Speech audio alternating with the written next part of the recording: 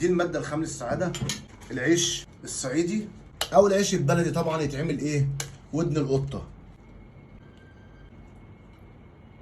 تحيه كبيره للريف المصري وللصعيد المصري، وتحيه طبعا لاخواتنا وحبايبنا في اسكندريه.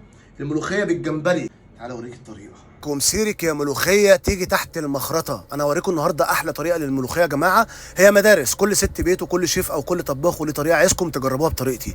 حطيت على الجمبري هنا مكعبات من الطماطم او طماطميه مبشوره، عليها كمون وعليها توم وعليها شويه ملح صغيرين وعصره ليمون.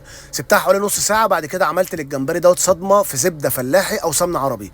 شامم ريحه هنا عظيمه. اول ما الجمبري ياخد اللون الفسفوري نبتدي نطلع الجمبري وننزل نعمل صدمه للملوخيه.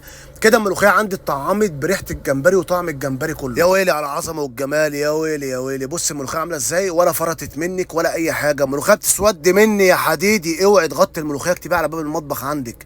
بعمل الطشه مع الثوم والكزبره والسمنه البلدي طبعا.